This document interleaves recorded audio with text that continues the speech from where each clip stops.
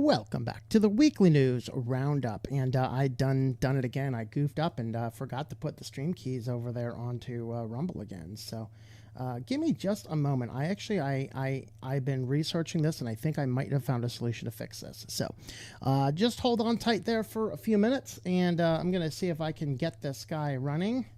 If Rumble actually loads for me, there you go. Well, maybe. Come on, Rumble. You can do it, Rumble. You can do it. All right, let's see. I want to grab that one. No. Okay. Let me see next. Oh, come on. It may not. I have no earthly idea how to find the Rumble stream keys once you leave the initial screen where it sets up on.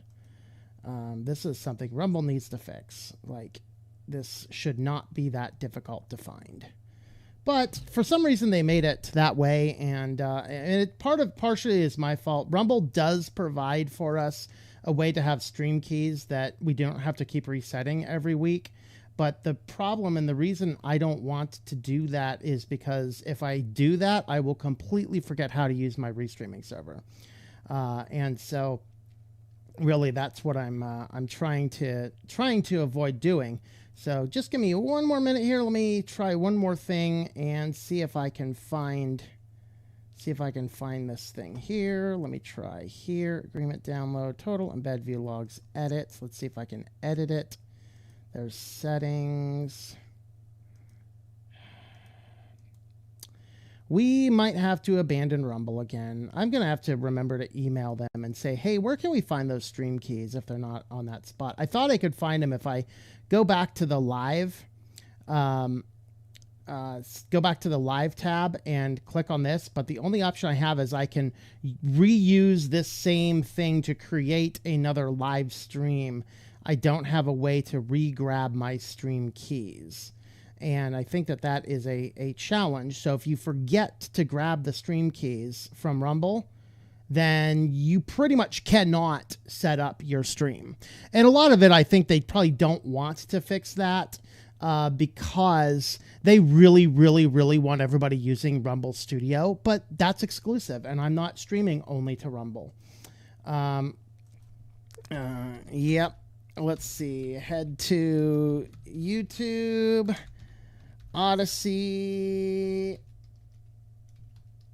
or Twitch. So you can find the links for that. So my apologies. I just don't have Rumble up tonight, unfortunately. Let me look over here. Save. There's embed. Save. Share. Comment. Repost.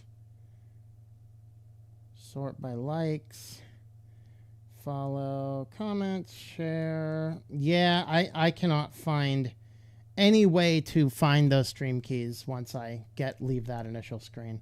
So yeah, we're just going to have to, you'll either have to head to YouTube, Odyssey, or Twitch to watch the stream over there tonight. My apologies for Rumble, but oh well. Such is life. We will be traveling this week, and then the following week is camp. So this week I'm not going to prioritize getting a video up every day.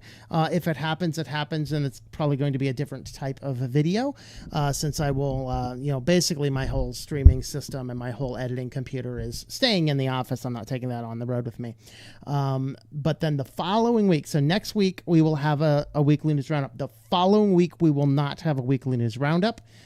So my apologies for that in advance. Thank you for your patience in advance, but that is our first week of camp, and I am one of the co-directors for this week, so I will be excessively busy. I'm not going to prioritize a lot of stuff on the channel. So that is kind of what's coming up in the next couple of days. Of course, if you want to help support the channel, have a look over at the website, switchlinux.com/support. You can help support the channel with the ways over there. We have our local Subscribe Star, Patreon. There's a Libra Pay over there. We do use a couple of affiliates there as well. So you can jump on over there if you want to help support the channel. Of course, I do not take sponsorships, even though I get tons and tons and tons of offers for sponsorships. I mean, the last thing I'm going to be doing is let's talk seriously about how bad these businesses are. But buy Raycon! And no, don't buy Raycon. From the friends of mine, like objective friends of mine who've tried them, they suck. Okay, it's like Wix. I'm dealing right now with a client has a Wix website. You'll notice Wix is not among my affiliates. Want to know why? Because Wix sucks. All right, a new client emailed me. It's like, hey, I hear you're the guy to go to, and I look at the site like, oh God, it's Wix. And then I said, I cannot promise you I can fix this because Wix is insane. But the only reason Wix is still alive with how bad they are is because of all of these people who keep on getting paid money to recommend them. I think in some cases, affiliate marketing is a problem. But the affiliates that I use, I actually do use. Let's see, do I use it? Do I not use any of these? I do not actively use NordVPN because I just don't typically use the VPNs. I should probably consider taking Nord off.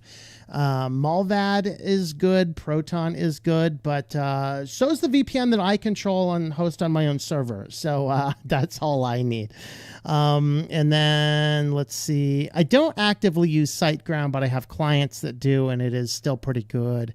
InMotion hosting, I don't. A2 hosting, which is now hosting.com, is very good. I have clients on those right now. I do use Pro Writing Aid for some of my editing, which I got an idea for a neat short story the other day. I do use Namecheap, and of course, I do use Mint Mobile, tlm.li/mm, if you want to save a lot on your phone bill. But with that, I think we are going to jump on into the news today. And of course, our first topic is surveillance has been making better citizens since 1984. Welcome back to the weekly news roundup. Today we're going to be talking about surveillance and how many of these tech bros are now coming down promoting the virtues of surveillance because it's simply going to make us a lot better people. And they're doing this like it's good. And then these are, of course, the same guys that are paying these city councils to, despite like they can have record turnouts about like data centers or flock cameras. It's always one of those two. And then they'll come in and they'll just be like, dude, we don't want this. Overwhelmingly, they don't want it. And then they turn around, well, thank you for all of your comments. And then they turn around and sign the deal anyway. Okay. There's actually one, I forget where it was at. I want to say it was Oklahoma, but there was one recently that literally the whole community showed up. They all rejected it. The people went on with it, and every person up for election got primaried out, and every person on the board got recalled. Yeah, fight back, baby. That's how to do it. But these tech bros are so insane. They need to be in psychiatric hospitals in straitjackets, not the ones pushing a lot of the policies and the procedures. Of course, we've talked briefly on like Palantir, Peter Thiel at Palantir, and I believe he also has a hand in Flock as well. They really want to abolish the government and have the companies in charge. Kind of like that. I mean, the only world I can think of that is really in, there's actually two movies I can think of that's kind of the world. One of those is Avatar, and to a lesser extent, and I think the other one of those is Alien. The Alien series, of course, there's a lot of reference that everything is basically controlled by the company. So that's kind of interesting. So X Prize founder says humans behave better when they're being watched. You think? You know, I mean, yeah, guys in prison under surveillance do tend to behave more. But the problem we have is in the United States, I can't speak to other dystopian hellholes, but in the United States, we have an expectation of privacy and an expectation that, well, we did at one point in time. But X Prize Foundation founder Peter Diamandis has joined a growing list of tech executives who think the global surveillance is a good idea, saying humans behave better when they're being watched. It is true humans may behave better when they're being watched. The question is, should we be watching humans all the time? Are you being watched all the time? You know, it's kind of like what in 1984, right? Everybody had to have the telly screen on because, of course, it made you behave better, or at least find ways to behave differently around the telly screens. But, you know, the party leaders, they could turn those telly screens off for short periods of time, not all the time, but for short periods of time. Of course, a lot of these company assets, it's like government assets. You know, you all have to have this nonsense thing pushed upon you, but it doesn't apply to us. We're in Congress, you know, and that's kind of the problem. So he says radical transparency is coming, a future where you can know anything, anytime, anywhere, a future where no one can hide. And that sounds to me very dystopian. Quote, we are wrapping the planet in a sensor ecosystem, in an sensor ecosystem, learned grammar, dude. A living multi-layered sensing system that runs from the cameras in your home to the phone in your pocket to autonomous cars and humanoid robots on the ground to drones and flying cars in the air, all the way up to a constellation of satellites imaging every square meter of the Earth every single day. Guys, that sounds like a prison planet. Going back to the movie Alien, wasn't there that prison planet? Was that the second or the third one? I think that was the third one. Wasn't it second one? Second one maybe? I don't remember. But, quote, citizens will be on their best behavior because we're constantly recording and reporting everything that's going on. Of course, the big tech CEOs don't. In fact, there was an episode of Leverage, which looks at, they're looking at this deep surveillance in this one building. I think it was one of the Steranko buildings, where I think it was like mid-season 3 or something. And They had to figure out a way into this building that the cameras couldn't get. Well, they identified where the C-suite executives were because they're the only floor that didn't have the constant surveillance. Okay. It's kind of like, yeah, that's what we're seeing. And that's what we're going to see. These big elites are not following. It's the same thing New York City right now is telling everybody, you know, this heat wave's coming. Keep your thermostats at 78, you know, 78. Some of you dream for 78 right now. Okay. But do you think that Mamdani's mansion is at 78? I have a sneaky suspicion it's probably not. I think it's a tad bit cooler in there, you know. If you build a school, we're going to see the school. If you build this data center, we're going to see the data center. And the accountability is going to be there for the whole world to see no matter what. Yeah, if you build a compound in your backyard or a vegetable garden so you're not as dependent on the shifting food prices so that they can label you as a potential extremist. Remember that a couple years ago? You guys can look this up if you want. A couple years ago, Facebook was keeping an internal list of what they called extremists. It was people doing video content or talking about canning and growing their own food.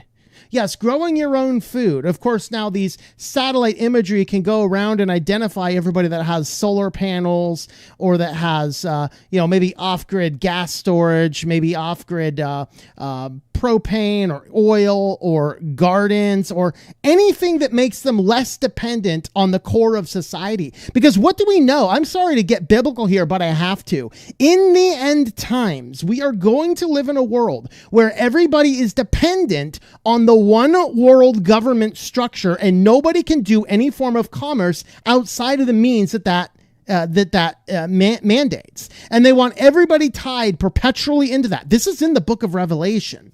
All right. And the biggest threat to them is going to be the Jews and the Christians, because those two are excluded from that one world economy to get them oppressed, but they manage to survive by being self-sufficient off the land. That is what he's trying to do. He's trying to produce a world where they can identify everybody who's growing their own food, and that means they are going to be less subjective to the economic pressures, because the one world government demands everybody suspect to the economic pressures.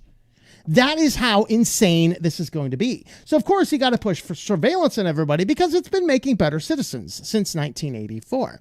It's become increasingly hard for people to make it through their day without being photographed by home security systems like Ring, camera-laden cars like Tesla makes, or automated license plate readers from Flock. Even if they can, they are surveilled through their phones by ad networks and ad brokers. Now, I have no idea what these ad networks are and data brokers we're talking about because I use Graphene OS. and I actively block all that kind of stuff through a very good private DNS, and I'm not sure I've ever seen an ad on my phone.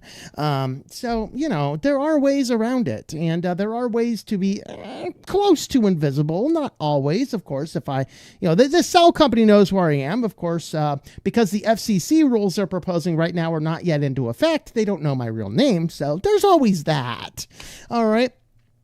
Quote, your kids will grow up in a world with no off the record, end quote. Yeah, that's going to make evil, crazy, distrusting people. Yeah, yes, it will.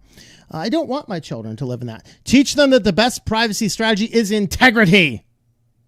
Okay, if we're dealing with integrity, we need to lock up all of Congress, everybody who is on Epstein Island. Let's throw them in jail. Let's seize their assets and pay off the national debt. You want to talk integrity? Let's get integrity going. Come on, man. We have to have integrity. Do you have integrity? I have a sneaky suspicion you're not being watched 24/7. However, unfortunately, some people are still sheeple.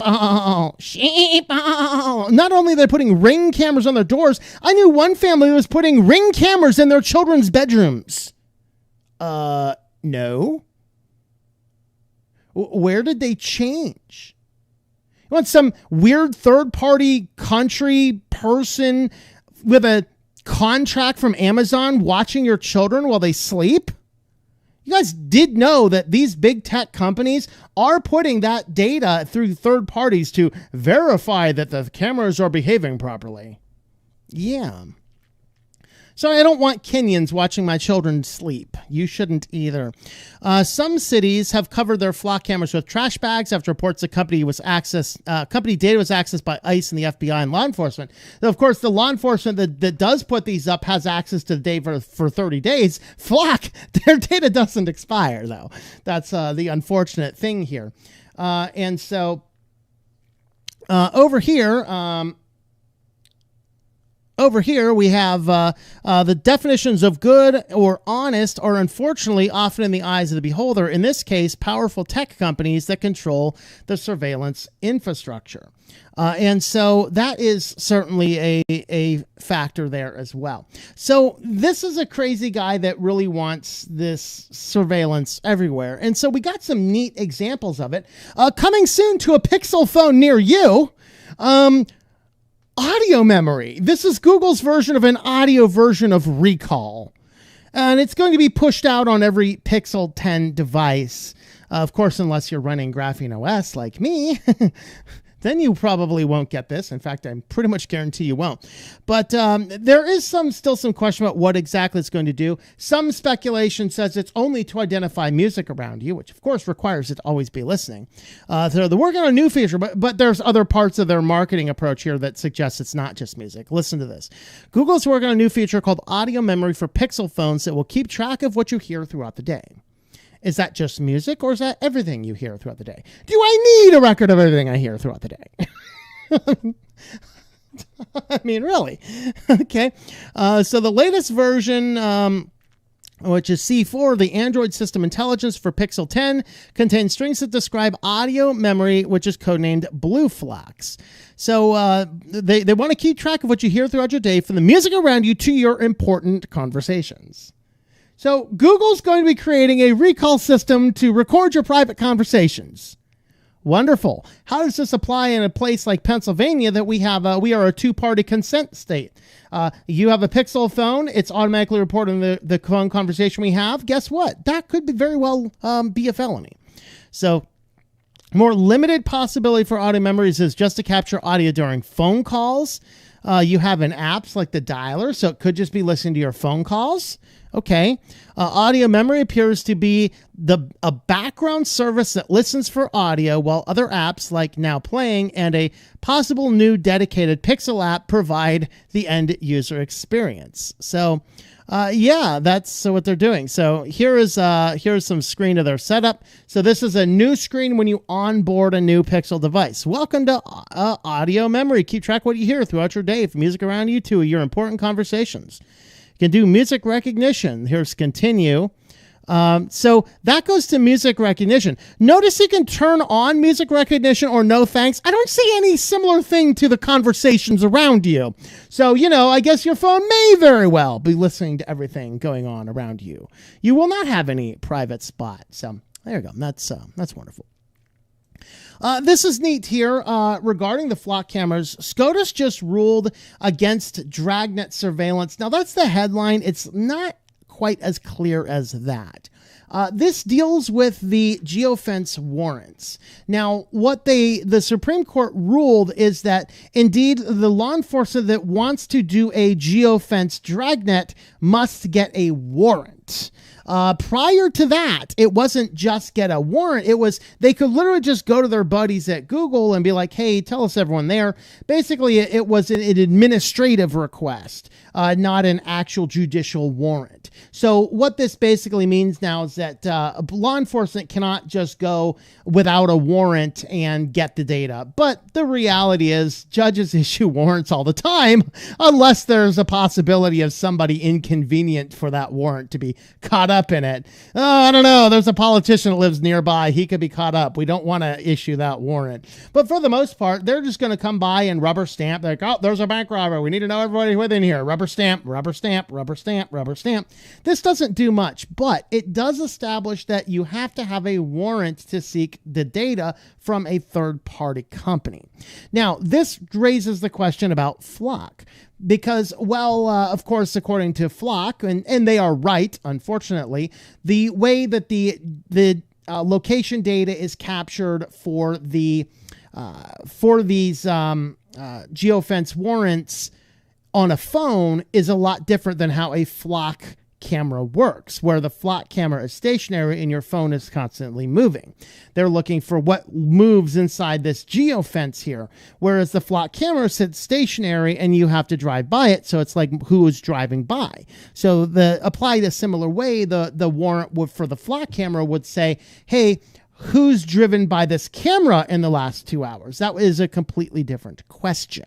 And so looking at this, I don't think this does a lot, but it does give us a little bit more balance in that the biggest challenge with Flock is that these are mostly run by government institutions and they're collecting a bunch of data without a warrant. And that is an avenue by which Flock could be ruled against. Unfortunately, being as that Peter Thiel has something to do with Flock and he works with the current administration and, by the way, past administrations as well, the chance of them actually ruling against Flock, I would say, is fairly low on the nepotism scale, fairly high on the legalism scale. So it depends on what type of judge you get in the middle, unfortunately. But a new Supreme Court ruling could lead restrictions on Flock, says attorneys challenging the constitutionality, even though this didn't deal with Flock, this dealt with geofence warrants. And a 6-3 decision allowed investigators to indiscriminately obtain location data from cell phones with a specific area during a frame of time constitutes a government search requiring a warrant. So it's no longer an administrative ask, it's a judicial warrant to get the geofences. So it doesn't ban geofences. What it does is it requires a warrant. So there are obvious parallels between Flock and Google location data, and since its surveillance affects everybody, of course, a Flock spokesperson however, contended the Supreme Court's decision will not affect any cases involving Flock. He said the two technologies are vastly different. And I think that this person is potentially correct. However, it could be cited to say, hey, these things here are already, in fact, my case is that for Flock data to operate is actually more unconstitutional because Flock, in many instances, while the Flock company itself is independent, most of the Flock camera data is collected by government entities whom are doing it on people with no presumed guilt. And they're doing it on a dragnet style. And so that certainly is a challenge. So ALRP data is not cell phone location history and does not follow a person. Again, they are correct about that. But that does not mean that, everybody must show an ID to go through this zone, well, that presumes that they're guilty of something. And that's what they say. Now, Cuyahoga County, unfortunately, which is in Ohio, has more than 1,700 automated license plate readers, and most of them manufactured by Flock Safety. Many of them are businesses or schools, but over 1,100, that would be well over 50%, are leased by law enforcement agencies. So they say Flock and geofence warrants share key similarities because both collect data on large numbers of people, most of whom are not suspected of criminal activity. And that is the hinge pin. This is why all surveillance should be banished. But, you know, it is making better citizens since 1984. So both systems allow investigators to search data retroactively, meaning law enforcement can examine information on many people rather than a specific criminal suspect. Geofence warrants and Flock database, by contrast, sweep up information on people who have no connection to a crime. And that is really what the precedent happens to be. So the Supreme Court did rule on the narrow scope of geofence warrant case, which sought just 2 hours of location data around the scene of a bank robbery because poor sap was running around it. Now, these rules would be a lot better if the guy caught up in the dragnet was not actually guilty. Some of these, they're looking for the exception to get stuff thrown out, and that's unfortunate. Focus instead, though, on the camera that locked up the lady was she from Tennessee, I think, for a bank fraud in Fargo, North Dakota, and she had never been to Fargo, North Dakota, and it took 9 months to get her out of jail. Yeah, that's definitely the one that we need to banish these cameras over. That's the case you need to cite for this type of stuff. But the last thing we want to look at is what happens after all of this data collection.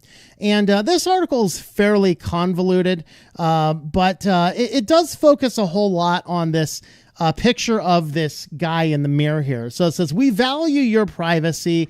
Of course, terms and conditions may apply, and a little bit harder to read text there. And you got a picture of two people staring into this mirror.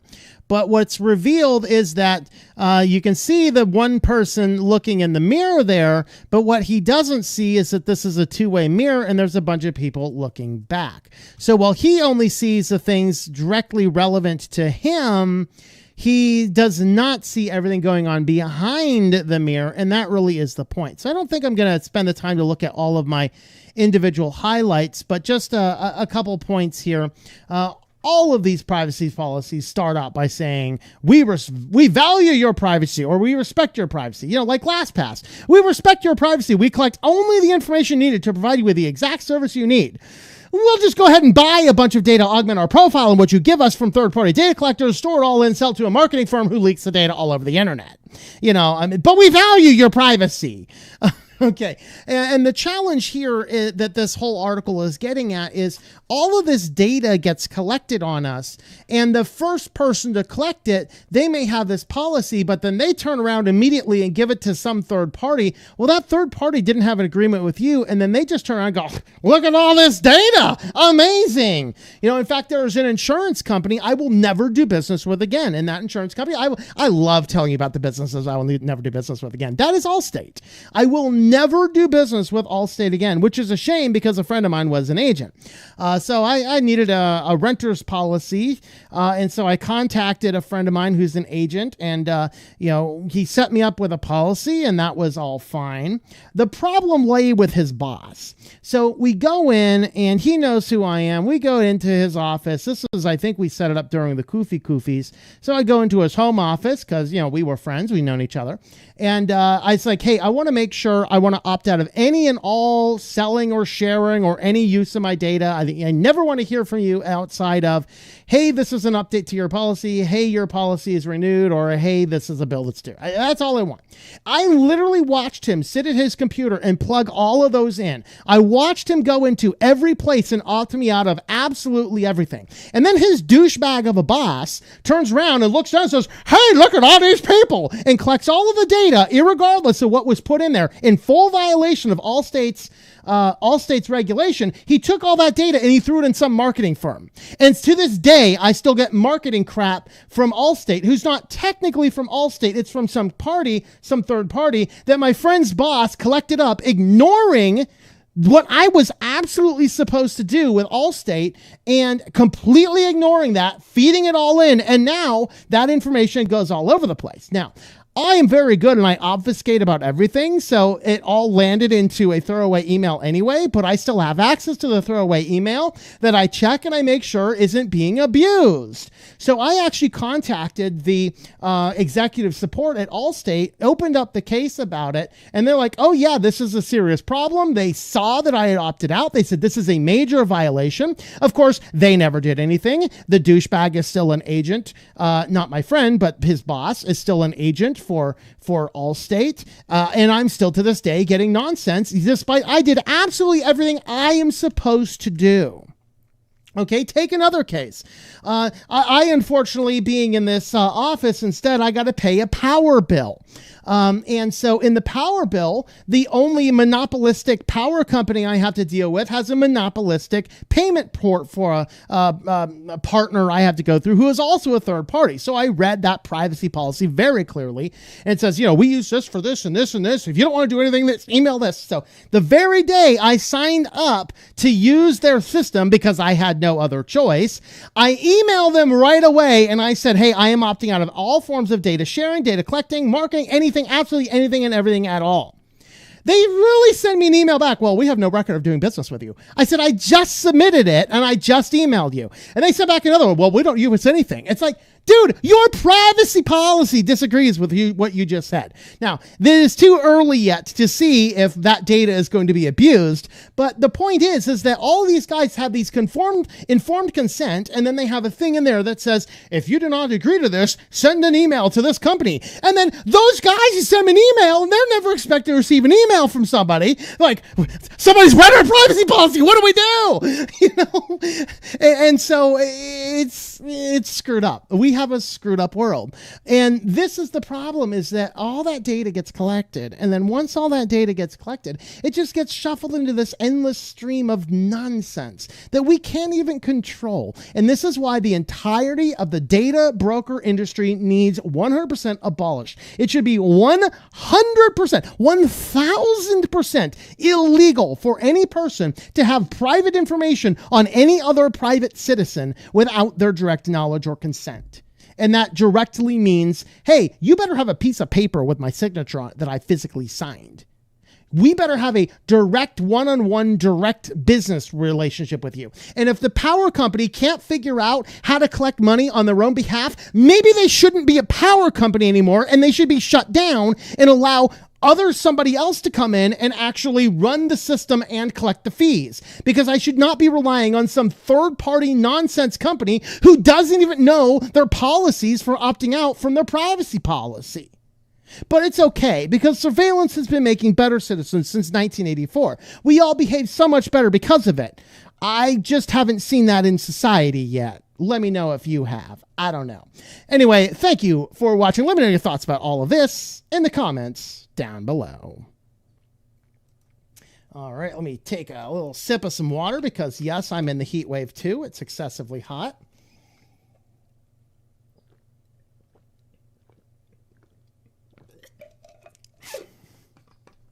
All right. So let's see. What is our next? Sorry, guys. Our next topic is triggerable materials. Sorry, guys. You're gonna be bummed out here. I know it. Welcome back to the weekly news roundup. Yes.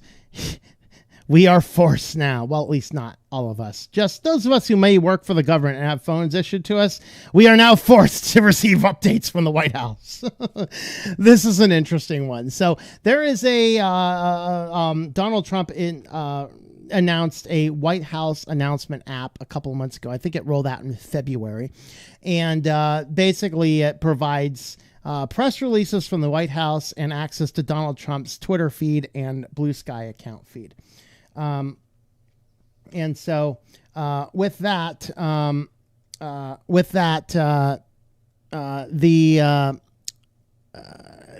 people weren't, again, some people were downloading it, not everybody was, but then this week it came out and it was auto-installed on everybody's phones who worked for the government, who had a government issued phone. And so that really is what's going on here. The White House app auto downloads to government phones and cannot be uninstalled. That's right. So you are getting your Trump news, whether you like it or not. This is brilliant. It's kind of like, it's the way to like just trigger all those people who just like want to dress in frog suits and protest for algae at the reflecting pool. You know, the mentally ill people. I can't get Donald Trump off my phone. I got to quit my job now. It's their way. Did you guys see the amazing way that they figured out how to keep these crazy people out of national parks? Yeah, this year's annual pass has Donald Trump's picture on it. I didn't even notice that when I had to get a new pass. So I go in and you sign the back of it. So I go in and I pay my $80 and he hands it to me upside down. I got to sign the thing in the Ranger's presence. So he hands it to me. It's upside down and sign it in the presence. And then I just get my receipt. I throw the thing in my wallet and I look at it. Well, later on I get out and to look at it because I realized, I didn't see what the picture was. Usually it's some landscape, or I think the year before was a pretty little lizard, just something cool and natural. I pull it out, Donald Trump's picture on it. Like, yeah, this will irritate some people. And to be fair, there's a reason for it. It's not that he's an egotistical maniac. He might be. I'm not going to dispute that. But it's because it's the 250th anniversary of the country, because it has George Washington as the first president and Donald Trump as the current president during the 250th year. All right. So all of that to say, this app is auto downloading onto phones, and there's been some questions. This guy says he deletes it, but it immediately comes back. It provides real-time updates, live events, and direct access to the presidency. So under the social section of the app, users can see posts from the White House X account, Trump's own True Social posts, and videos shared on official TikTok and Instagram accounts, among other platforms. The news section of the app includes White House press releases, briefings, fact sheets, as well as selected articles from Fox, Breitbart, Reuters, New York Post, and a few other outlets. So here is where I'm going to agree. If this is a government-issued phone, they have the right to do whatever on that government-issued phone they want. So stop complaining, because it literally, they are allowed to do that. If you don't want to have that information, then don't be using the government-issued phone. Now, if you're working certain jobs, you might have to have a government-issued phone. I would highly recommend that you have a separate phone for all your personal stuff and keep everything you're doing strictly separated. Now, the only way you'd have an argument is if you are restricted from having your own personal phone. You have to use this for everything. Well, you might have a little bit of a case there, because it does appear as though if they're just doing selected articles from Fox, Breitbart, Reuters, and New York Post, all of those are more right-leaning outlets, and you could argue that that is politically biased. Now, I think that they should probably take those articles off because they could have political bias, but to have the White House X account, Trump's True Social posts, TikTok and Instagram accounts for the official posts, and a news section which has White House press releases, briefings, and fact sheets, I am 100% fine with all of that, because that is just an informational stuff. Oh, I don't want to see Trump's True Social stuff. Deal with it. He's the president. Okay, deal with it. You know? But everything else, so I would argue, yeah, you should probably get rid of the news articles from the exclusively right-leaning sources, or at least, center-right sources. I don't know where Reuters, I didn't think Reuters was right. I know the rest of them are. Of course, they conclude that sentence with paint a positive picture of administrative policies or attack Democrats. Sometimes it's justified, I guess. But at the bottom here, it says, let's see, at the bottom of the page, there's a section for policies for the White House mobile app includes only an email address and no details on privacy or data policies for the app itself. So this is really where the challenge comes in, is that The company that created this app is an Ohio-based, curious, our vice president's from Ohio, Ohio-based company called 45 Press, which 45th president. Things are falling into place here. This is interesting. Who has virtually no other information about them other than the fact that they're just apparently WordPress developers who have, by the way, no app experience, but somehow they landed a $1.6 million contract to build this particular app. And like most people who don't seem to know how apps work, even people who do build a lot of apps for people, most apps are embedded with a bunch of third-party libraries that most people don't even know what they are, what they're doing, and they don't really care because as long as the app functions, that's all they really care about. And that leads to the problem that one of the various elements that they had in there is this company called ElfSite, which is a Russian-based widget company. And so that raises some serious concerns. Also, that the initial launch, which this has been since resolved, initially the app would share users' locations and IP addresses with third parties because guess what? Again, that's what app developers do. If I call somebody in and say, hey, I want to build an app, they'll deliver me an app that has all sorts of these weird connections to weird analytics companies, all sorts of stuff that is harvesting data off of that phone because they don't really know any better. They don't really care about the privacy implications. They just know that they're complying with the task of building the app. And the easiest way to do it is to use the pre-built libraries that have all this marketing stuff pre-built. It's kind of like when I was at the Van Lifers convention this January.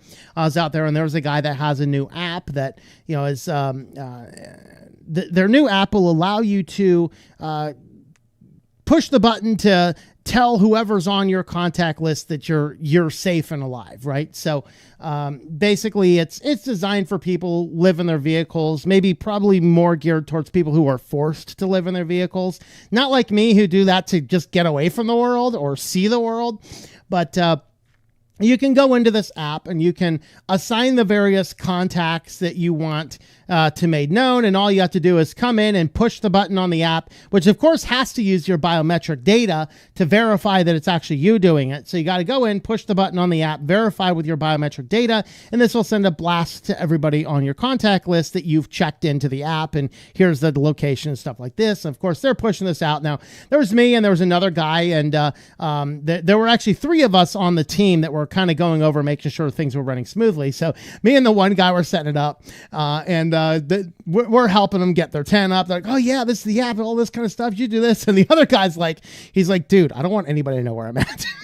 And I'm like, no, I'm a privacy advocate. I just don't do things like this. But I'd love to be able to install that app on something to see what all it's doing and say, do you know that this app is collecting all this data? Because chances are, and most people who sell these apps, they have no idea what's going on behind the scenes.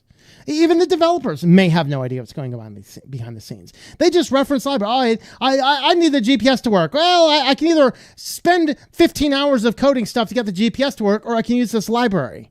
The problem is the library gets the GPS to work great and then sends all that data to some other company because, that's what they're doing. And so that's really what the challenge is to this app, is that some people are suggesting that there are some issues, particularly, and the biggest issue is that Russian backed widget company. It's like, is there nobody else? And that's the biggest argument, is that an app that is being pushed out on government phones for the government. Now, they say, the White House says, yes, they looked at this company and found it to be perfectly fine. So we can trust them for it, but it's a government official. What did Ronald Reagan say? Trust but verify, right? And so looking at all of these principles here, the question is this Russian backed part of the app appropriate or not? So the challenge here, now that we have this whole report looking specifically at this app, and the challenge too is that this presidency is tied to Donald Trump, and people are so mentally ill regarding Donald Trump, they're dressing as frogs and protesting for algae to take over the reflecting pool, because these people are insane. If Donald Trump came out and said, air is amazing, we should all breathe it, these people would put bags over their head and rid themselves of the planet. Okay. So looking at all this, it's really hard to find objective stuff. And most of these people are just, the White House is evil, Donald Trump is evil, blah, blah, blah, evil. They did actually have one objective person at the bottom who says, ultimately, he says, yeah, the app seems to be fine. The only thing I'd question is this particular company. They should have found somebody else that provides something else that has a U.S.-backed company instead of a Russian-backed company. So this is actually what that statement from that guy. I still think an app with this kind of scrutiny is absolutely would bear a high level of rigor, but it's probably most likely explanation versus something nefarious. So in other words, yeah, these people just don't know what they're doing. It's not that they're being bad. It's that, that's the case. Now, the app did point to the privacy policy on the White House, which actually was not horrible. Of all the privacy policies, maybe I just have a sour taste in my mouth from LastPass's privacy policy last year. But this is the official whitehouse.gov privacy policy. You do not have to provide White House with any personal information or create a user account to access information on whitehouse.gov. And they say this same privacy policy applies to the app, which is true. You do not have to give any information to use the app. The only time you would is if you wanted to send a text message directly to the president, in which case you have to provide for them either a phone number or an email to hear back. So with that, some of the services we may need some information, such as your name, address, telephone number, email address, and other contact or identifying information about yourself that you choose to provide or authorize us. This is literally just we're contacting you for something. Obviously, if you don't want to have your information, put it in one of them snail mail envelopes. Don't put a return address and send it to them. Of course, it's going to get extra scrutiny if they don't have return address on something that goes to the White House. But nevertheless, if you want anonymity, that's how you do it. And then don't forget to drop it off in a post office box that's in a different state from yours. Leave your phone at home when you drive to a different state. Although there was actually a criminal case recently. It was tied to, there was this like transgender murder cult. It was weird. The Zizians, I think they were. They actually, and then the murder happened in Pennsylvania. The people lived in Massachusetts, I think. Part of the evidence of the crime is that they didn't move their phone for the entire time it took them to drive to Massachusetts to Pennsylvania and back. Okay. So, yes, in this crazy surveillance-based world, the act of not using your phone is now evidence against you. That is how dystopian we got. A fascinating case, by the way. If you haven't seen it, look them up. It's the Zizian murder cult. They just were able to charge somebody with the murder of their parents from Pennsylvania. So of course there's email subscriptions. If you are, using your email, to get on the newsletter list, obviously they collect that. The only third party that they say they have a couple here, pretty much the only third party that they reference is Google, which, with the analytics, and they actually they actually use the IP masking feature in Google Analytics to make sure that IP addresses are not actually collected by the White House. So that's actually, for as far as privacy policies go, it's actually not too bad. The app itself, this is on the Google Play Store. The app itself, they've provided information about how this app collects data. So app activities, so you can see the app interactions. Then you can see personal user IDs. So app functionality and analytics, that would be objects to suspicion. And then app functionality analytics, device or other IDs. That is questionable. Why do you need to do that? But it's very possible they just can't build an app without that type of data built in. I just don't know for sure. And so data collected, of course, activity, email address, user IDs, and phone numbers. Again, this is only if you're doing you'll see that the email address and the phone number are both optional. That is only if you want to send a message to the president.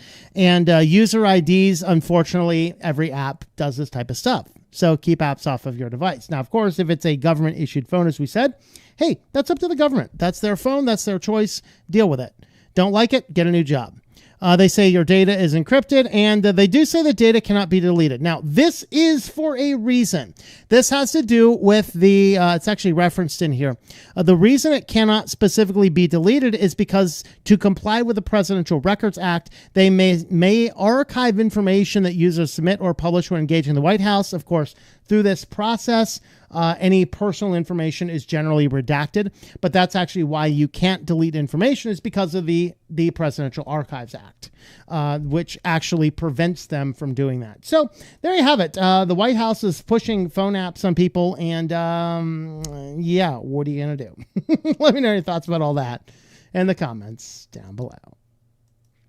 All right, let's jump on over to some comments. And let's see, over on Rumble. Oh, Rumble's not streaming anymore. Sorry. How about Odyssey? 9 watching over on Odyssey. Over on Odyssey. Elis Swirl, greetings. PSA, I won't be able to chat today because I'm traveling. All right. Well, enjoy your time with your family. Chad King reviews. What up, brother? What up, yo? Sup? All right. Yeah, not Rumble. That's right. You usually only see a replay, so we're to see this live for some viewer. Well, thank you for checking us out live. Politicians get away with everything, while we get away with nothing. That's right. I did see another reference of that the other day. Good thing I got an older Pixel. Yeah, I don't know. It'll go backwards, I guess. I don't know. All I get in the mail is coupons for Michigan weed shops. You must be from Michigan. More pot shops and churches. You must be from Michigan. Man, that's the one state I'd like marijuana is becoming legal in more and more states. Michigan is literally the only state I drove through that just every other billboard in the whole state. I must have passed 100 billboards advertising weed in the state of Michigan. Like, what is wrong with you people? It's one thing to say, yeah, it's legal to use it. It's another thing to fully advertise it, dude. If you vote, they sell your data to the politicians. Yep. Why do we get flyers by parties I voted for and not the others? I don't know. Aurora Store will tell you if the app has trackers or not. Ooh, that's good information to know. All right, we got 32 watching on Z2Bs. 2Bs or not 2Bs? That is the question. All right. No one you know. Greetings. Sex Gooey Studio. Hello to you. Night of Light. Hello to you. I made it tonight. All right. Good morning. Good evening. Good afternoon. What is it? Good morning. Good afternoon. And good night. You know, in case I don't see you. All right. Let's see. DVDR is EMP and solar flare proof. By the way, solar flare hit the Earth today. Ooh, wonderful. Good to know. Let's see. How big was it? Did I notice it? Yeah. Rumble Studio is only for Rumble. Yep, that is. Yeah. They're basically, it's kind of like I know it started as basically a white labeled StreamYards, but they're trying to get Rumble users to be exclusive to Rumble. I mean, which I wouldn't have a problem to do if they push content other than just pure political nonsense.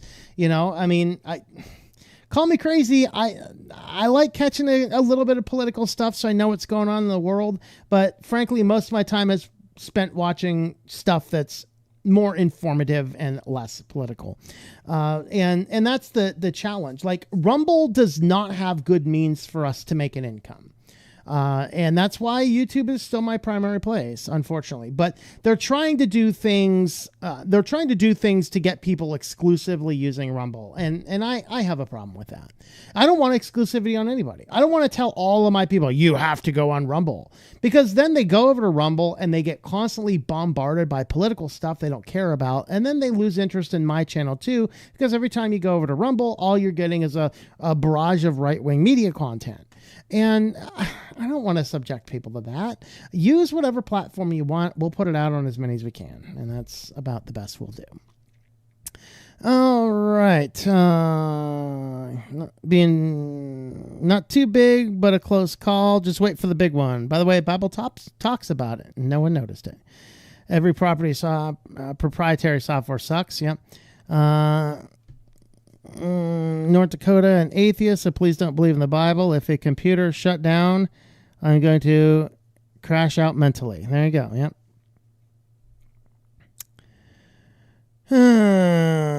False surveillance suck. Yep.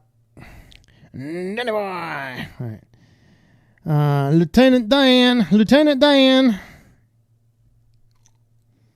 Not yet. Did these corps are lobbying the government all around the world? Yeah, pretty much. I mean, hey, they got dirt on everybody around the world except themselves. No dirt on themselves. Used to be an atheist. You need to crash out mentally. With the Lord Jesus, there is hope. Since the King James Bible predicts the future, then that should be enough for you. I'm sorry to tell you, but all translations of the Bible predict the end of the world. It ain't just that one. All right. On Canada, I can sadly say that we are cooked with woke lib and whole DEI plus laws. Dystopian future is also happening in the USA. Yep. Could free software help me survive? It could. You never know. Okay. Hate our current government. I still like our country. Yep. Canada under Genesis 12:3 curse. It will get better, so you know. No, it will not get better, so you know. Oh, I'm sorry to give you false hope there. Computer BIOS did reset to 15:11:31. Was that a sign? It could be. Yes. All right. Revelation is for Jews and called Jacob's trouble. The Christians will be beheaded, as is written in the book of Revelation. It also talks about women being protected for 3.5 years. Not all of Revelation is just for the Jews. I would disagree with that. Why only Jews and Christians without the atheists? So I don't want to get into the entirety of it all here. In brief summary, the whole world basically buys into it. Now, by saying Jews and Christians, those are the wide-scraping groups. I actually think that the people who recognize this privacy surveillance invasion thing and resist it, even if they don't believe in God, they will be among that group, and they're going to be dependent on the places where you can still get food and engage in commerce without the one new world order. So yes, there will be some people who do not necessarily believe in God in that period of time. I would completely agree with that. But by and large, as far as people groups, it's the Jews and the Christians. Yes. It happens. You get electrocuted on a whole. Voltage goes through the power lines. Look up the Carrington effect in the telegraph. You'll understand how bad it'll be. Yep. Bible be Bibling. That's a word. Yep. Okay.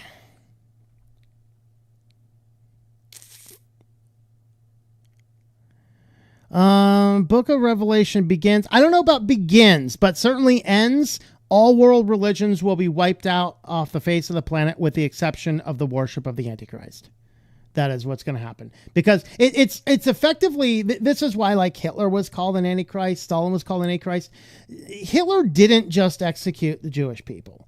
He executed anybody who stood against him. He executed Jewish people. He executed a lot of black people. Nobody seems to want to talk about that. He also executed anybody that wasn't useful for the nation, so anybody with handicaps, and anybody that stood against his regime also. That's going to be the same thing in the end times. The Antichrist is going to be Hitler on a whole bunch of steroids. It is literally going to be bow down, worship me, or die. That's what it's going to be. And when the Christians get caught up in that, it's die. Jewish people under that period of time are protected by different force, by the way. And there's different time frames as to where things are at. And eschatology is fairly contentious. So, again, we don't want to get too deep into it. But there's definitely some interesting stuff. Let's see. No, I will not be covering the Kids Act. I want to research it again. Like I talked about the Kids Act before, and I completely forgot what it all was. So if you are, if you didn't know, the Kids Act passed the House this week. It has not yet passed the Senate, but it has passed the House. And that's pretty bad news because we still lean towards a Republican majority in the Senate right now. And it's the majority Republicans that voted for it. And it is a dangerous law, but I kind of want to do a whole separate video on that. So, okay. Why are biblical angels so scary and weird in the Bible? When I see them, they seem so weird. Well, not all of them are. There's a couple that seem a little odd, like the ones in Isaiah and in Ezekiel, but let's not forget, Gabriel, the angel that came to Mary, and also Zechariah pronouncing the birth of John the Baptist. Those were angels. There's been multiple other cases. For example, 2 angels came to visit Abraham with God right before they destroyed Sodom and Gomorrah. Of course, it was angels that went into Sodom and Gomorrah to see how wicked the city actually was. An angel came down, although that may have been the Lord, to come down to look at the city of Babel before confusing the language at the building of the Tower of Babel. There's a lot of projections of angels as looking like mere human beings as well. So there's a lot of stuff in the Bible that if you read it enough, you'll see. But yeah, there's definitely some weird portrayals, particularly in Ezekiel and Isaiah. Now, those are like specific angels that are constantly serving before God. Let's see.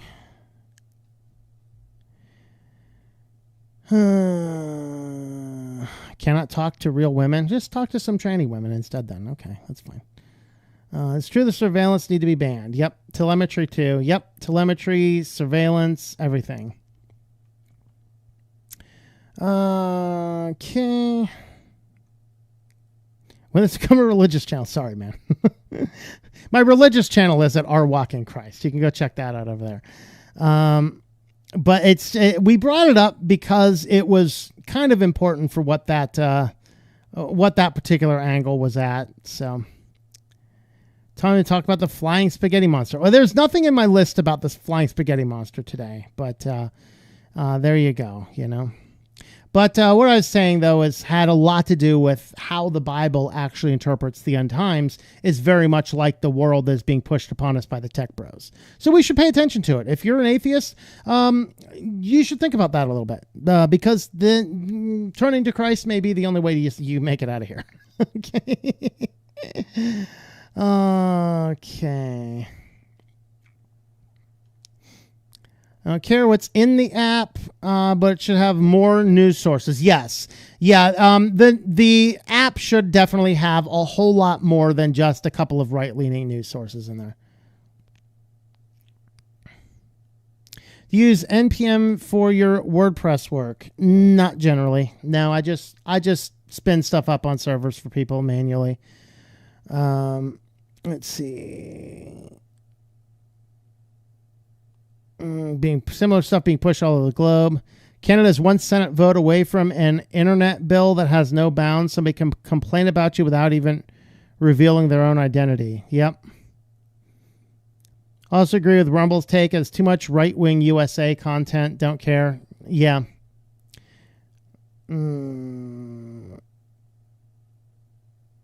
Are stunned by Timcast? Are they stunned by Timcast? I don't know. Flying spaghetti monster. Is that the lamp back there? Oh, this one over here. Yeah, there's my flying spaghetti monster. They're flying inside that little jar up there. That's right. Flying spaghetti monster is here. Shall I check in over here on Matrix, or is that a dangerous prospect? Let's go ahead and see what Matrix looks like, and then we'll jump back over. Yep, it looks like nobody's over on Matrix right now. Sad. I will officially rebrand my jellyfish lamp as the Flying Spaghetti Monster lamp. It looks like the Flying Spaghetti Monster, doesn't it? Be touched by his noodly appendage. All right. Welcome back to the weekly news roundup and the QuickLines edition. Of course, we have 10 QuickLine stories, and we end with a little bit of SillyVille. We have all sorts of interesting stuff coming on down the pipeline. Of course, the very first we want to talk about is there is a fourth installment of Dirty Frag, the root escalation bug that hit the Linux kernel. We have the fourth version of this. This one's called Dirty Clone. And so, of course, they've been working on these different things. And this one allows you to regain root access by writing the cache files for the Linux kernel. Now, like the other ones, you have to have local access to the machine. So you can't do this remotely that I understand. I'm not a security researcher, though, so I didn't research all of it to nth degree. But all of these are sharing the same root failure. File-backed memory gets treated as packet data, and an in-place network operation writes where it should have copied. So the severity of the issue is significant because it allows any unprivileged local user to gain root access by manipulating the Linux page cache. So while the capabilities are namespace, page cache is shared at the host level. So if file back pages are modified through sharing mappings, the effects may propagate to other processes, including the pages.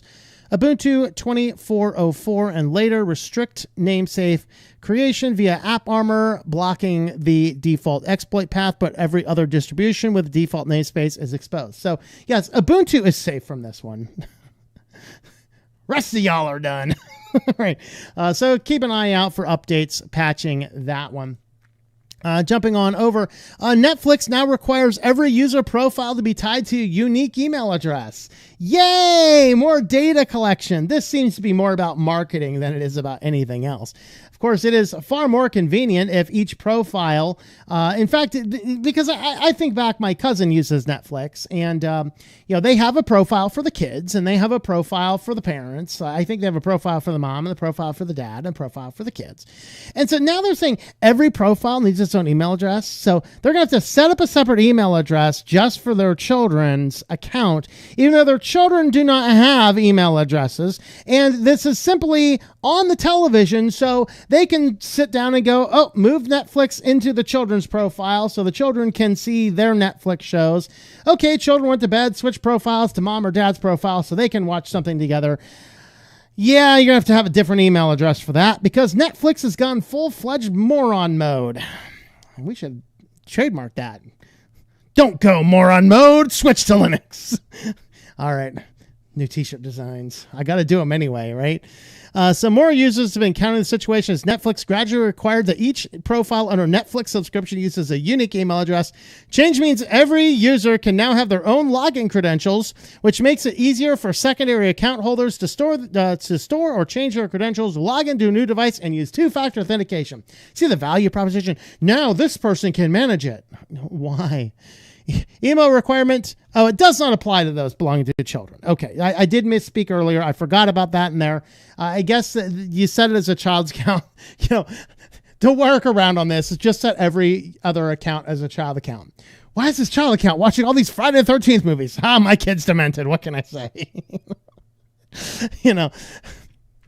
So, there's an update. Let's see. Netflix has published a support trace addressing the concern. It reads, you can still switch profiles and watch any profile regardless of how you sign in. Well, that's very nice. So other complaints argue that Netflix doesn't truly need this information and is merely seeking more ways to track users and share information. Netflix privacy policy says Netflix may share users' email addresses with marketing and advertising companies. Wonderful. I'm having LastPass PTSD here. So sharing his email with Netflix meant my dad automatically started receiving advertisement for Netflix programming in his inbox. So this is a guy, and the article starts out. The guy has a Netflix account. His dad's using a Netflix account. He needs his own email address so he doesn't miss it. I think it was an MMA fight or something. And so he's able to get in there, log in, watch his MMA account. But of course he had to provide an email for doing that. And immediately he starts receiving marketing messages for it. Oh, Lord help us. So there you go. If you're on Netflix, just delete Netflix, folks. You are actually feeding the evil of the world if you're paying for Netflix. I just want to tell you about that. All right. 119 Edge extensions promised useful tools, instead downloaded malware. Speaking of malware, I'm going to refresh that page for a second. Why did I have something with Chinese characters that said something about English? I am on an English website, am I not? I have no idea. Well, I'm getting infected by the Japanese as we speak. There were a lot of Japanese breaches in the news this week. I have no idea why. I threw them all out, so sorry. Microsoft has removed 119 extensions from Edge add-on store, which were all tied to one adware campaign. Interesting. I thought we were supposed to get our extensions from trusted sources because trusted sources are where we get our safety from. I mean, it's good they removed it, but 119 extensions were downloaded by 2.6 million users before Microsoft decided to act. They looked down and said, hey, is this malware giving us any money? I don't know. Not enough. All right, let's cut them off. You know, if they're paying like $5 billion or something in ad buys, let them go. Let them go. That seems all right. All right. The abused browser extensions infected users. They involved 119 extensions. They were ad blockers, VPNs, translators, video downloaders, calculators, coupon extensions, and so on. Well, a while after they turned out to be sleepers and secretly started downloading additional malware.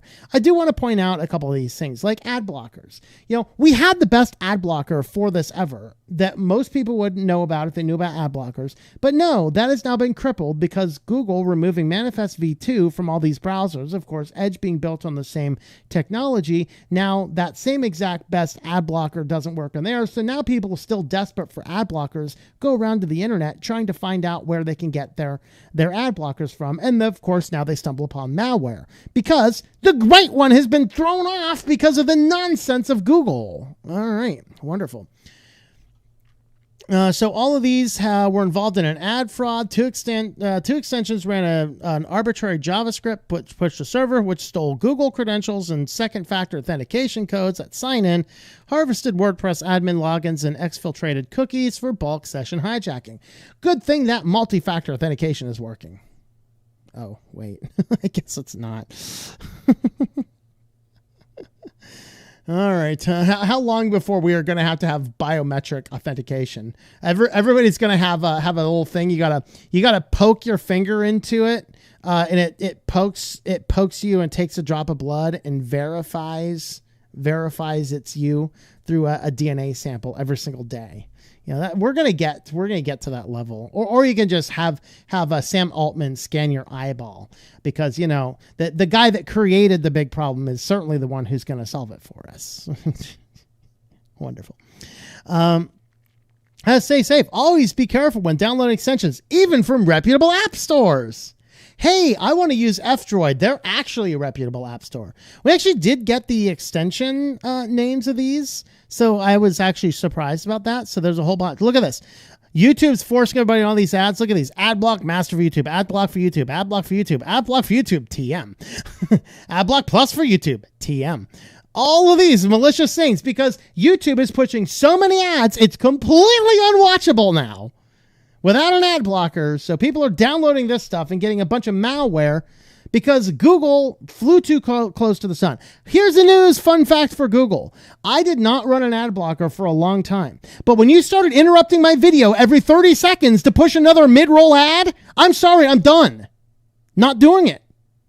I am not going to interrupt my content so you can play another video ad every 30 seconds. No, it's not happening. I don't have ADD. I don't want to, attention, butterfly, new product, I don't have any money anyway. Leave me alone, you know? I mean, geez. But that's the thing, right? So I never turned on any such alleged devices until they flew too close to the sun. They got too greedy. I literally put up with all of their ads until they flew too close to the sun, and then I'm done. I'm done. Not doing it anymore. Now I see none. Sorry. So, you know, a lot of apps, though. You can get this list. I'm not going to slow down on that list for you. You can grab this article and all the other articles in the description in the video. All the articles over there on the website. All right. Third-party breach at Polymarket leads to $2.94 million in crypto theft because, of course, third-party vendors, folks. Security breach of a third-party vendor allowed attackers to inject malicious code into its website, leading to a theft of funds from an undisclosed number of users. The good news is Polymarket is obviously fixing that, but they are also repaying every last Bitcoin that has been stolen. So it does end in good news, and Polymarket at least has enough integrity to do that. I guess the next big thing on Polymarket is are we going to have another Polymarket breach this week? Who's going to be betting on that one? If you win, give me some money. I'm not betting on it because, I think gambling is of the devil, and I'm sorry. What Polymarket's doing is gambling or insider trading. I'm not sure. It's one of the two. Can't tell. Half the time it's gambling. Half the time it's insider trading. Either way, it should be abolished. All right. Fake domain renewal emails trick website owners into paying scammers. I wanted to include this one because it is huge in my business. I manage, I don't know, maybe 100, 200 websites for different clients on different things. And we have a lot of domains going all over the place. And I hold as many of the domains as I can. But there's, I have, I'd say 3/4 of the people I work with still hold their own domains, which is just fine. The problem is they have no idea who's their domain registrar is. They oftentimes don't know the login for the domain registrar. They have no idea when it's due. They have no idea who they need to pay for that. And that's why I try and hold them for my clients when I can, because I keep track of all that kind of stuff for everybody. But the average person who has a domain name has no earthly idea. And especially some of the places you get a domain name from, if you check the whois, the domain name is held by somebody different than you're paying it from. And since you really only update them or pay them at the least every year, many people just get completely lost in what's going on and are very, very highly susceptible to this. In which case, they're either going to steal the domain from you, which is really bad, or they're going to steal your payment details and just steal money from you. So, and this has been going around. I've seen it from everything from email scams to postal mail scams. That's exciting. I just start handing them all over to the postmaster and tell them it's mail fraud. Actually, as soon as I started doing that, within 6 months, I stopped receiving those. This guy reports us for mail fraud. And it was the same company, but I think every 6 months to a year, they would change their company name. Scammy to the extent. But here you go. Action required. Domain expiring soon. You only have 2 days left. The expediency. So here's your domain name. Here's the expiration date. Here's your registration date, last updated. And then here's your summary. Specialty price expires in 13 minutes. Oh, Lordy. So it's only $2. So people think they're going to lose their domain. So they buy into this because they have no earthly idea where their domain's actually at. So it starts with this here. Here's your domain renewal reminder. And then, you got to click on the button, of course, which goes to this Renoverix brand. So of course this looks all legit because they just scrape your data from whois, particularly if you're not using domain privacy. And so there you go. This, that makes it look as though the site has queried the official domain registry. Some of the information may come from genuine public records of what makes the page appear authoritative is simply invented. So this has everything designed to push your panic button. Your domain could be at risk. You got to click on the button. You got to go through all the information. So now they've fished all of your data. You got to go through the secure checkout. Of course, it's secure because they have this weird emoji of this customer service person. They have this green shield, so it's totally legit. I mean, that green shield means it's safe. I mean, it's not just a JPEG that you could just throw onto any website. I mean, do we dare? No, I'm not going to do that. We can just go right on over to any search engine, type in green shield image, and you'll get 100 of these to choose from. And then, hey, you have another JPEG image. It says secure checkout. So that legitimately means secure. Of course, since SSLs are free these days, it probably is a quote unquote secure checkout. It securely checks you out right on into the scammer's wallet. That's the way it goes. So of course people fall for it because they have no earthly idea where their domain is at. And that is honestly why so many people are, which will follow the beast right into hell. It's like a game of lemmings. All right. So the AI jobs debate just got messier. I wanted to include this one just because it has some counter information to what I said, but still doesn't disprove what I say.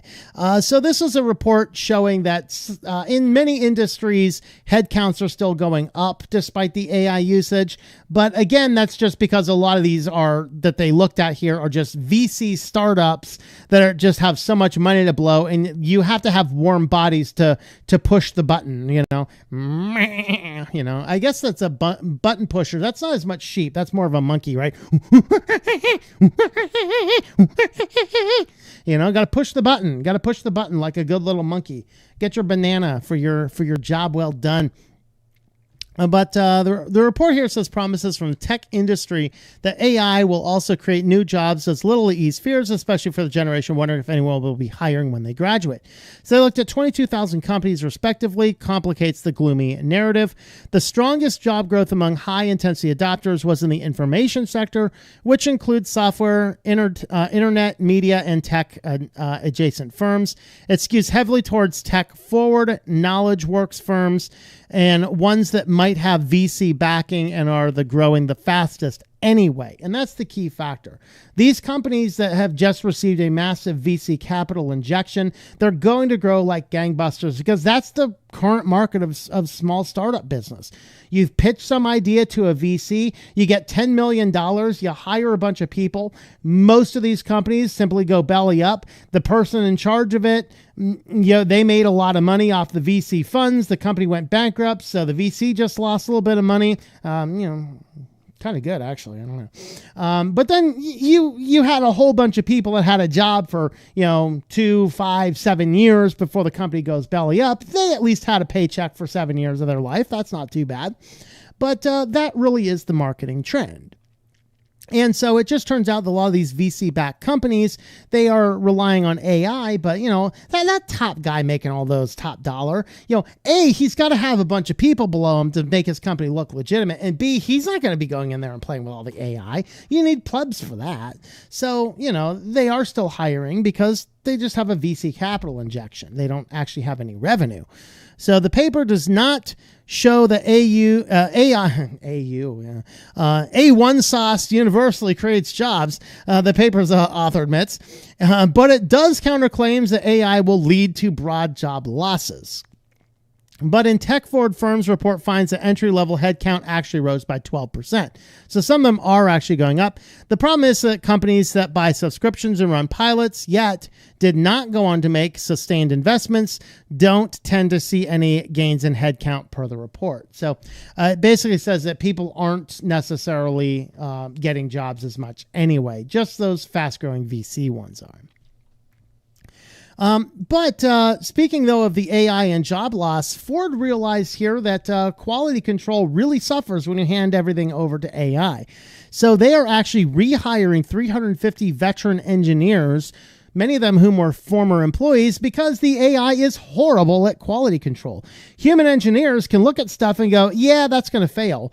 It's going to be a fail point. So Ford actually, and maybe this is why they've had so many recalls lately, Ford actually said that since they started doing this, quality control went way up and their actual costs of recalls went dramatically down.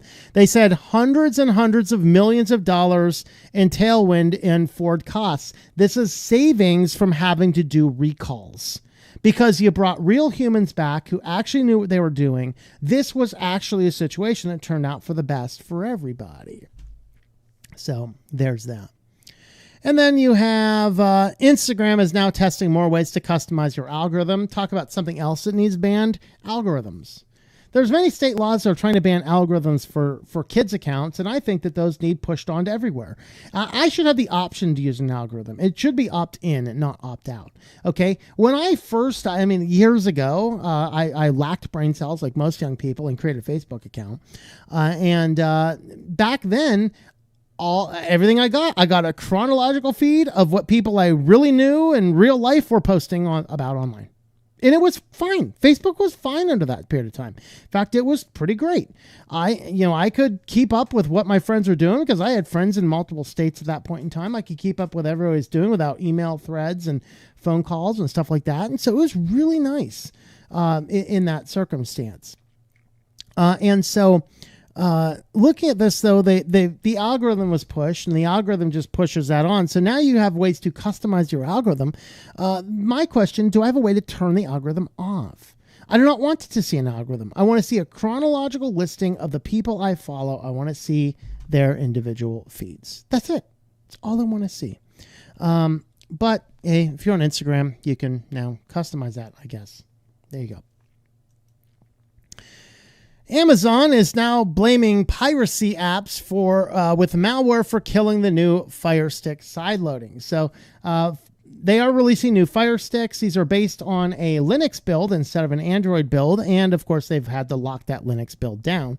This is Vega OS. So with your Vega OS, you can no longer sideload things, which Amazon says people were sideloading illegal apps, allowing them to stream games at a loss of billions of dollars in revenue. Wouldn't somebody please think of those corporations? So Amazon is blaming the threat of malware for its decision to stop releasing new Fire Sticks that support sideloading apps from outside Amazon's App Store. One of the biggest differences between Vega OS and Fire OS is the former does not support sideloading. And so sideloading has become largely associated with streaming piracy, they said. In a report from Ender's Analysis, a media telecommunications research firm said that Fire Sticks enabled billions of dollars worth of streaming piracy. Oh, won't you think of the corporations? Think of this.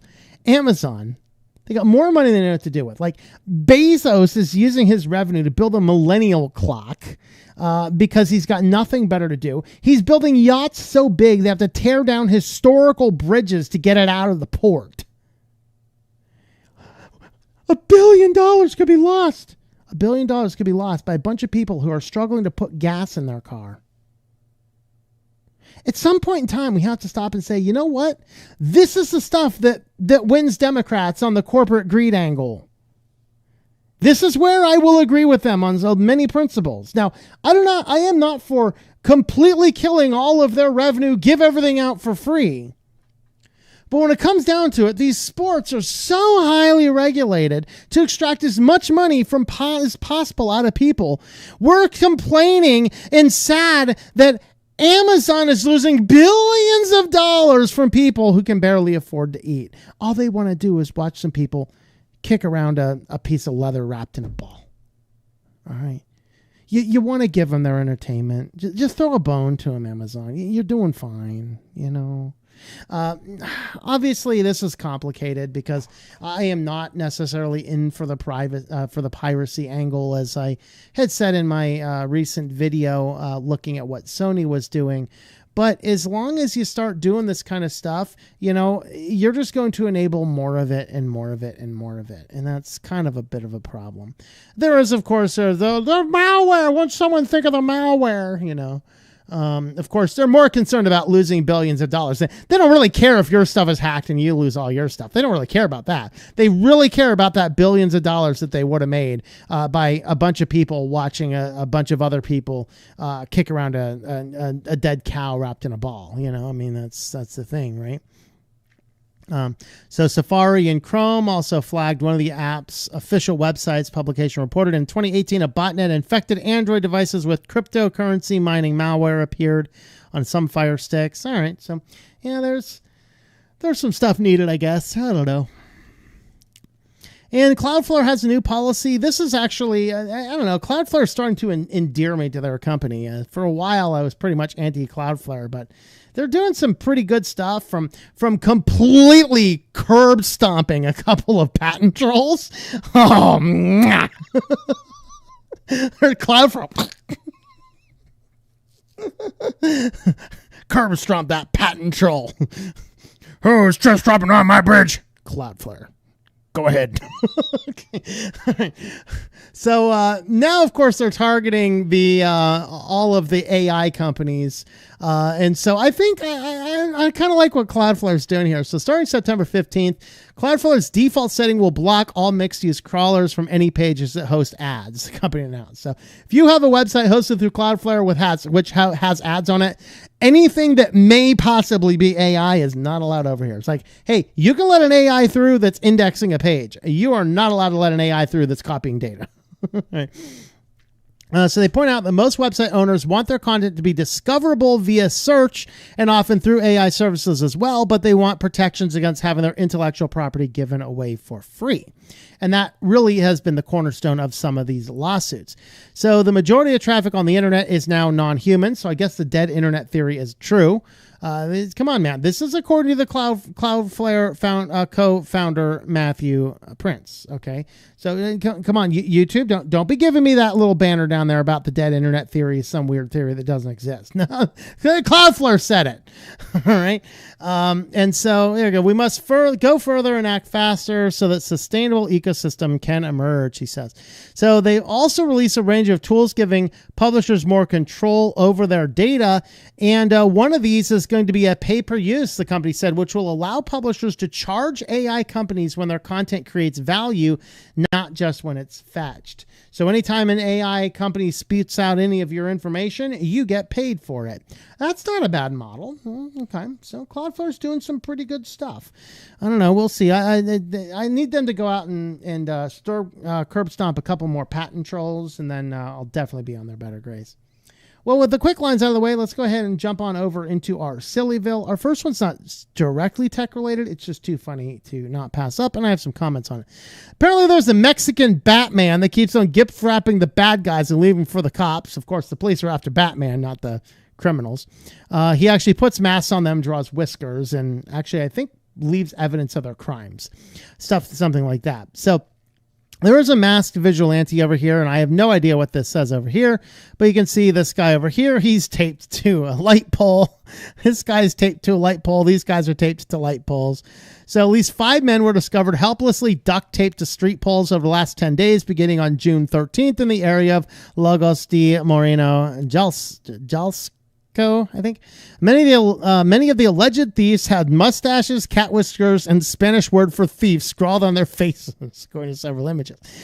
Police are treating the tied-up men as victims and are attempting to catch the vigilante. State Security Secretary Juan Pablo Hernandez said, according to the outlet, the men were able to cut free from the post and were treated for their injuries. It's unclear if they are being investigated for the alleged thefts. So, mysterious Mexican Batman vigilante emerges in Jalisco, hunting suspected motorcycle thieves and taping them to street poles. Of course, you got a picture of a dude with the Mexican mustache. And then, of course, this starts a whole trend of people drawing mustaches on Batman. So, here you go. 5 have already been found. Of course, they found the Mexican Batman here. Let me do this here. So, here you go. To be clear, this is like a Halloween party or something, but here you go. Here's Batman. All right, Batman. Okay. All right. So there's that. So Batman is Mexican and he's taping thieves to poles. Here's the Daily Caller after the lack of help from the authorities. Official Danny T, are you the Mexican Batman? All right, here's another one. And then there's a Super Friends clip. And then, of course, let's not get our masked vigilantes confused. This is Zorro, right? I mean, come on. It's Zorro, not Batman. Now, here's the serious commentary I have on this. We need a society that functions properly without vigilantism. The unfortunate thing is, particularly here in America, we're starting to see people going around murdering people who already have a rap sheet of like 30 violent crimes. It may take vigilante justice to get these people off the streets. And if they're safer in prison than they are not in prison, that might be something that would do it. Now, I would not advocate for violating the law or doing anything like this, but I am saying if a whole lot of people, a whole lot of these activist judges under the name of compassion want to release people on the streets who have been absolutely heinously long, violent criminal records, and somebody comes by and clubs them like the Alaskan Avenger, I ain't going to shed any tears. Okay. So that's it's a complicated social thing, but as long as we have people who are let off scot-free back into society after they commit violent crimes, we may need a healthy dose of this to course correct back. And as long as the legal system is functioning well, people should not engage, because after all, who does indeed watch the Watchmen? But the fact of the matter is, if the judges aren't doing anything, I think the police by and large are doing a good job.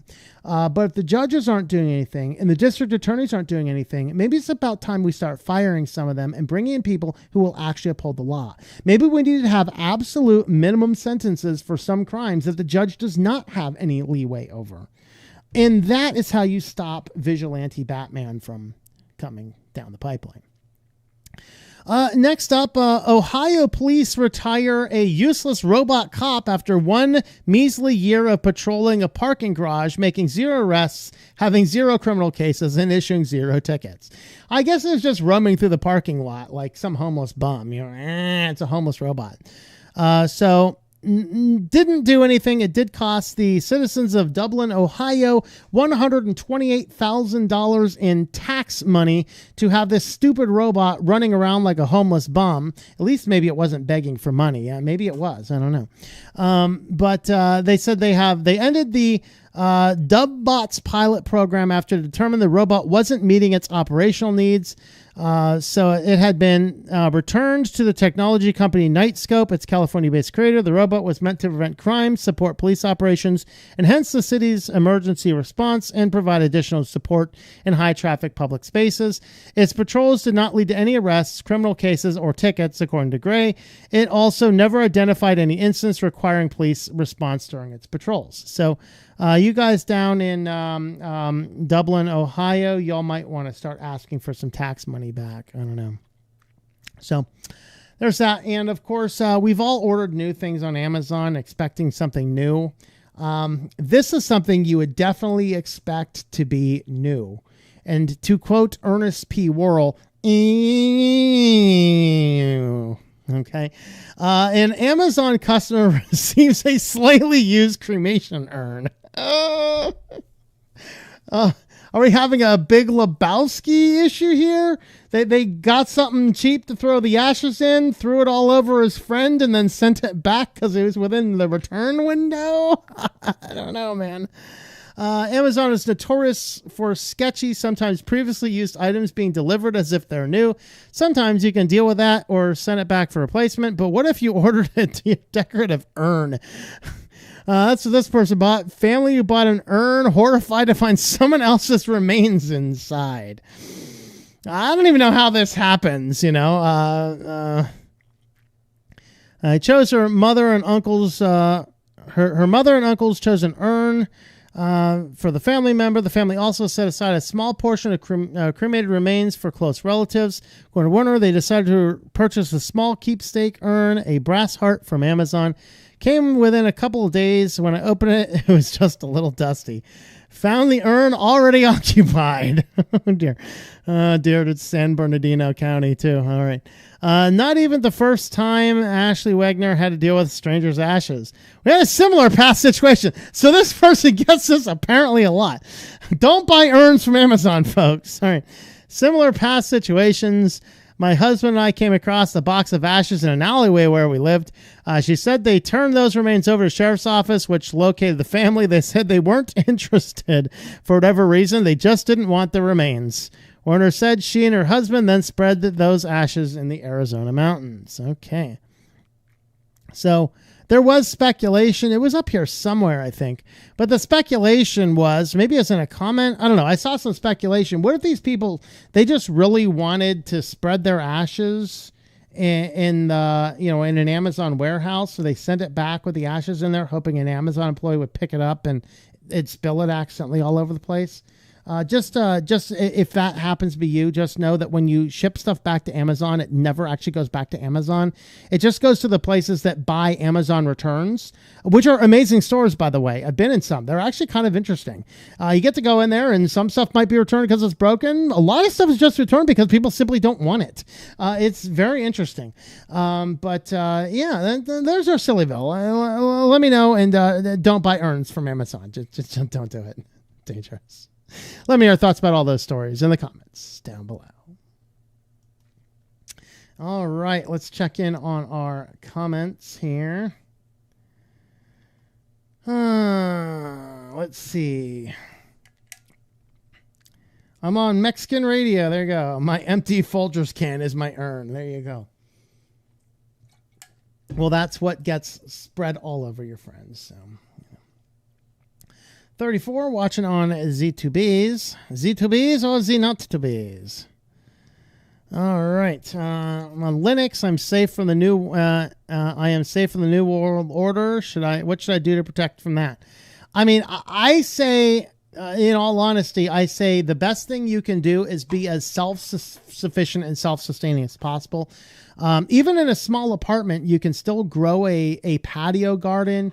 You can grow things indoors. There's hydroponics kits you can order so that you can grow some of your own food, grow some of your own herbs and vegetables, things like that. These are all really good things to consider doing.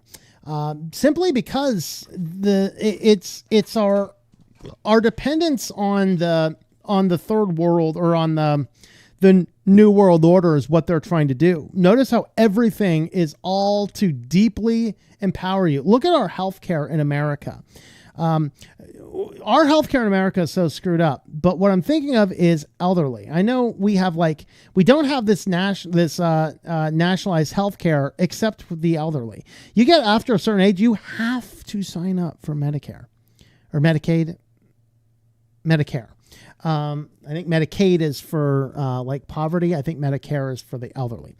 And if you don't, they start penalizing you. And then if you don't use your Medicare by going to the doctors, then they start penalizing you more. And I literally think that this is a plot to extract all of your wealth from you and give it to the corporations in charge of the hospitals. I don't see any other way, but the thing is, even in our older age, we need to be more independent, more self-sustainable, or community sustainable, having communes, not like creepy communes, but having local communities. You might have a close-knit community that, somebody does, grows a bunch of sheep and spins their own wool, and somebody else is really good at growing vegetables. Like I make my own yogurt. I make yogurt, ice cream, almost all my foods. I do not buy foods from packages. Now in the van, I did a lot more, but because it was just much harder to do. So like right now I have a freezer full of stuff that's all prepped out. I didn't have access to a freezer in the van. And so there were certainly problems with that in there. So consequently, I put on a little bit of weight. I didn't eat as well as I could have. But now that I'm back in a home office area, I actually have now a lot more ability to do a lot of that more self-sustaining things. So I'm working on figuring out how I can set up a little garden area and grow some stuff. But for the most part, being self-sustainable is what you need to do. Let's see. Don't overcook them. Must be al dente. It's time to create a new operating system, emulation, API, translation. Yep. Why do Linux have so many vulnerabilities? They don't, but they're open source, so the vulnerabilities can be found and published. Versus Windows, they have a whole bunch of vulnerabilities that is harder to publicly see, which is why we have a whole bunch of security researchers releasing all these 0 days on Windows right now, because they're frustrated. It's a protest against what Microsoft is doing to the security researchers. So Ubuntu might have NSA backdoor because of Rust rewrite. I wouldn't put that behind them. It's open source, so AI can find them all. Yes, that is a good answer. Because they found the first problem, start looking for areas with similar problems. Let's see.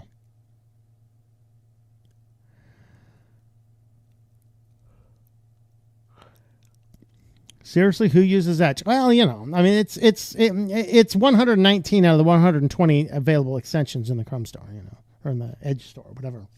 Yeah, I don't know who uses Edge. History, NAS played a big part in the development of open source. They even produced, NSA security path for Linux kernel. Yeah, and they also funded the creation of the Tor project, which got away from them, and now they're mad about it that they can't hack it. All right, let's see. Pi-hole alone is not enough. Write your own operating system. Take Colbury OS. They were able to run DOS programs by porting DOSBox. Yeah. Unblock over 8.7 million domains. I'm using Block Origin, by the way. There you go. So my Pi-hole plus Brave. UBO plus NoScripty plus privacy extension plus Artix. Yeah, it's like nothing's getting by that. All right, 0. It's Brave 0 bloat. Somebody make a video comparing them. You know, this is who did this video? I already tried but not find it. Which video you're talking about? Need to reinvent yourself. Food aquaponics is the name of the game. I know how to run aquaponics without electricity, EMP proof. Yeah, I did some small scale aquaponics back in the one apartment I had. Almost, man, that was like 10 years ago now. That's crazy. Of course, I spent 5 years on the road, but yeah.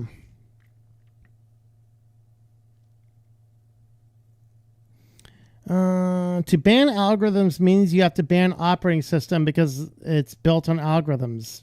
No, that's not correct.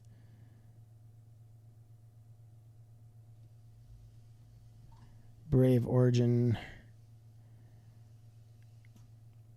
Crony capitalist. It's a free market. Crony capitalist. All right.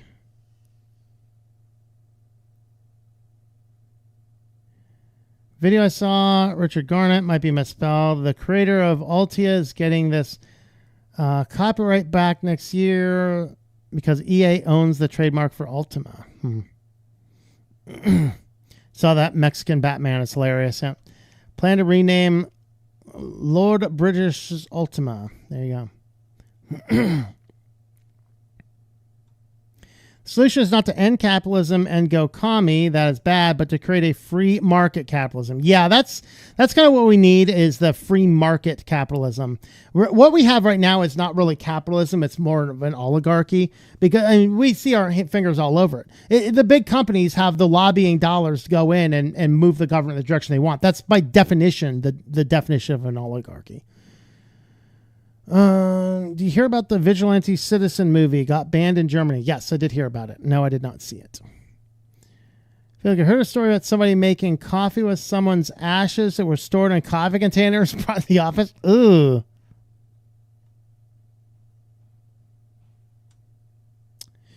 Yeah, I did my aquaponics with fish. So I had a fish, a big fish tank. And then I actually had a supplemental fish actually in the pump reservoir. So I had fish in there, and then I would supplement it by cleaning out the fish tank. So like once a month, vacuum out the fish tank, and then take all of the fish waste from the bottom and the reused water from the fish tank clean, dump that into the aquaponics, and the plants suck up the nutrients. That's how I was running my aquaponics. I didn't get it running as good as I would have liked. That might be a goal for myself, is to figure out how to get some better aquaponics working. I'm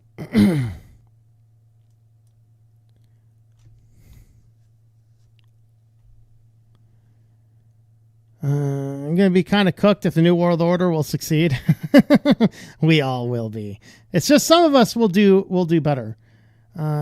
Tor's a honeypot. No, Tor's not a honeypot. I think the whole Tor network is honeypot. There are definitely some honeypot nodes. There are certainly some challenges with Tor. You have to be very careful of. But no, the Tor is one of those technologies that the NSA just cannot get around.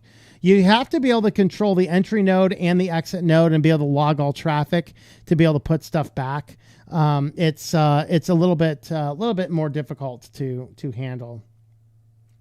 Invest in chia pets. There you go. Chia. The Bob Rossman that grows. All right, we have reached the bottom of the comments. I think we are going to jump on out of here. Thank you guys for watching. We will be back with a weekly news roundup next week. Just a reminder, in 2 weeks from now, no weekly news roundup. I may or may not have something up. I will try and leave you some reminders about that. But with that, guys, thank you guys.